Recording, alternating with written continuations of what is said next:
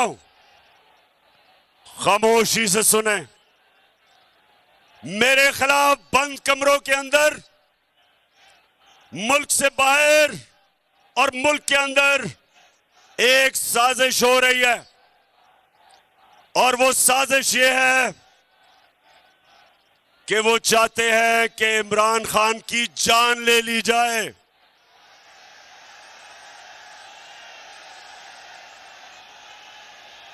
सुन ले जरा, ये साजिश का मुझे पहले पता था, और मुझे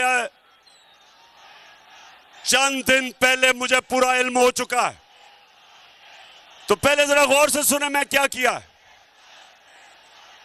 मैंने,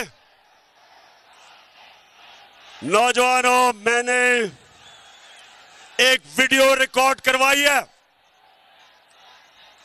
मैंने ये वीडियो रिकॉर्ड करवा के एक महफूज जगह पे रख दी है कि अगर मुझे कुछ होगा, ये वीडियो सारी कौम के सामने आएगी। और इस वीडियो में मैंने पिछली गर्मियों से जो ये मेरे खिलाफ साजिश हुई, जो इस साजिश में मुलव्वस है, मैंने एक एक का नाम लिया इस वीडियो में।